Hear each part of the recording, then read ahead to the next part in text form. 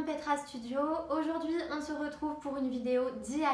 Je me suis rendu compte que ça faisait déjà quelques semaines que j'avais pas fait de DIY sur cette chaîne et je vous avoue que ça commence un petit peu à me manquer. Dans la vidéo d'aujourd'hui je vais donc vous montrer comment réaliser 4 objets d'inspiration un petit peu bohème et aussi mid-century. Ce sont des DIY qui sont hyper simples à réaliser, qui nécessitent peu de matériel. De mon côté, j'ai essayé de me challenger un petit peu et de trouver des idées de DIY sans avoir besoin de racheter du matériel. En fait, à chaque fois que je commence un nouveau projet, j'ai toujours besoin de racheter du matériel et des fournitures pour le réaliser. Et c'est pas forcément idéal puisqu'ensuite j'accumule pas mal de choses et vous savez que j'habite dans un petit appartement, donc c'est vraiment pas pratique pour tout ranger. Donc je vous emmène avec moi dans la réalisation de ces DIY.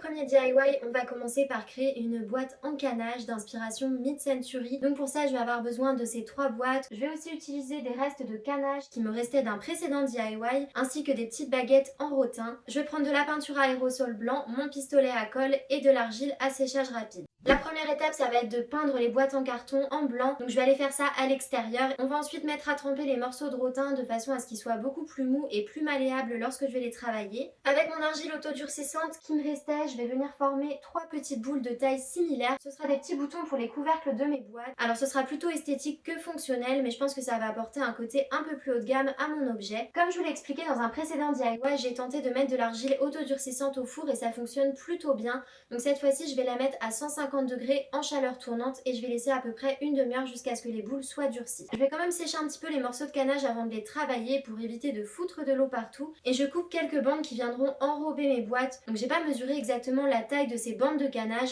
mais je compare avec ma boîte à côté et je regarde un petit peu les proportions qui m'intéressent. Je vous conseille de couper en plein milieu des alvéoles, comme ça le canage ne va pas se dissoudre en le travaillant. Et ensuite avec le pistolet à colle, j'ai juste à entourer ma boîte avec les bandes de canage.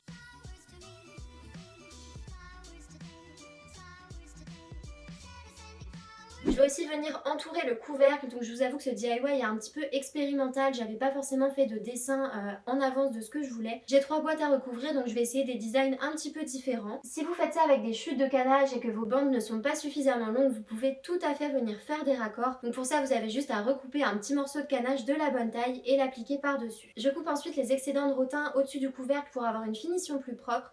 Et dans l'idéal, je voulais placer ces petites baguettes en rotin autour pour faire une jolie propreté. Le problème, c'est que j'ai essayé de les coller avec mon pistolet à colle et aussi avec de la glu et ça ne fonctionne pas du tout. Je pense que mon objet est trop petit et trop arrondi et du coup, il me faudrait peut-être des pinces de serrage pour que ça fonctionne. Donc j'ai trouvé une nouvelle idée, je suis allée chercher un rouleau d'élastique noir et je vais faire mes finitions avec ça. Donc là, je le colle tout simplement avec mon pistolet à colle. Bien sûr, je ne tends pas l'élastique, c'est un peu inutile et de toute façon, ça viendrait altérer le maintien de l'élastique sur la boîte. Donc je trouve ça plutôt sympa, le contraste noir et blanc, ça apporte un côté vraiment mid-century mais vraiment modernisé et je trouve que ça apporte vraiment du cachet à ces petites boîtes. Je vais ensuite réaliser les autres boîtes. Pour la deuxième boîte, j'ai décidé de la remplir entièrement de canage pour avoir un design différent.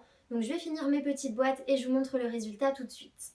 Alors mes finitions ne sont pas parfaites mais je trouve que le rendu global est plutôt acceptable. J'aime beaucoup le style de ces boîtes et ça va apporter un petit peu de contraste dans ma décoration. On passe ensuite à la réalisation d'un collier en bois de style bohème. C'est un DIY que je vois beaucoup ces temps-ci et c'est extrêmement simple à réaliser. Je vais juste utiliser un rouleau de fil de jute que je possédais déjà et ces petites boules en bois que j'ai trouvées chez Action. Je vais couper un grand morceau de fil de jute et j'ai juste à venir enfiler mes perles, donc franchement il n'y a rien de plus simple.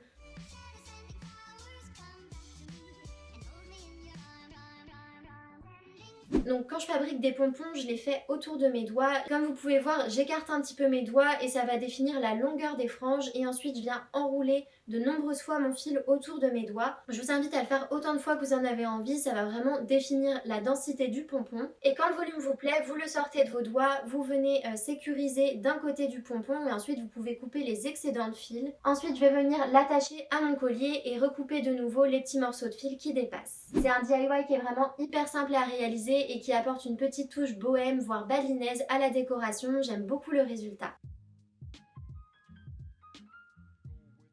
Pour ce troisième DIY, on va réaliser un plateau en canage et des dessous de verre d'inspiration mid-century. Donc je vais avoir besoin de morceaux de canage. J'ai également récupéré ce cadre en bois chez Rougier et Play.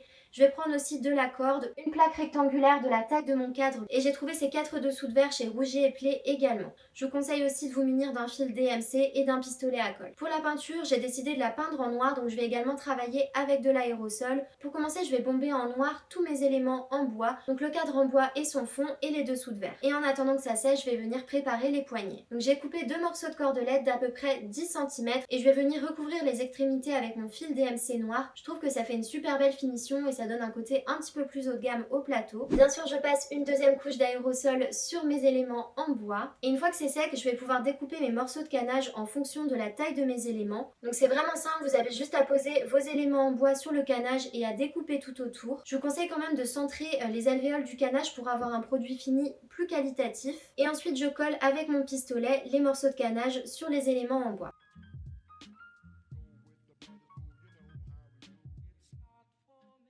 Une fois que mon canage est posé sur mon cadre, je vais créer le fond. Donc je vais aussi le coller avec mon pistolet.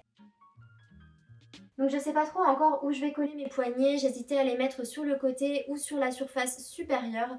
Finalement, donc je vais les mettre sur la surface supérieure. Je vais marquer les emplacements de mes poignets avec un Posca blanc avec mon pistolet. J'ai juste à appliquer mes poignets sur les cadres.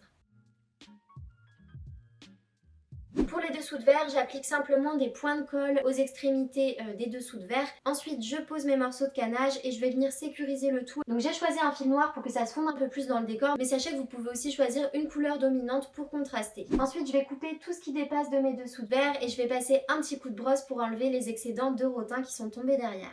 Voilà le résultat, je trouve que ça fait vraiment son effet, j'adore ce petit plateau en canage et j'ai déjà eu pas mal de retours positifs là-dessus. Voilà, j'espère que la vidéo vous a plu, que vous avez apprécié les petits objets que j'ai fabriqués aujourd'hui. De mon côté, je suis assez contente du résultat puisque déjà j'ai pu utiliser pas mal de matériel et de fournitures que j'avais déjà. En plus de ça, j'ai réussi à créer des jolis objets assez trendy mais à la fois intemporels qui vont pouvoir se marier avec ma décoration. Je dois vous avouer que j'aimerais bien vous faire beaucoup plus de DIY sur cette chaîne, mais c'est un petit peu compliqué parce que déjà c'est des vidéos qui prennent du temps à faire et du temps à monter, et en plus de ça je ne veux pas me retrouver avec une quantité d'objets accumulés dans mon appart. Il faut savoir que quand je fabrique 3-4 objets par vidéo, c'est des choses que je vais essayer de réexploiter dans mon intérieur.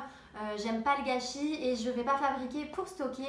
Donc c'est aussi pour ça qu'il y a peu de DIY sur cette chaîne et qui vont s'axer en fonction de mes goûts. J'espère que cette vidéo vous a plu. Si vous n'êtes pas encore abonné à la chaîne Ninon Petra Studio, je vous invite à le faire tout de suite. Je vous remets également le lien de mon Instagram et de mon Pinterest en barre d'infos. Et voilà, donc on se retrouve la semaine prochaine pour une nouvelle vidéo. En attendant, je vous souhaite de passer une très belle semaine. À bientôt!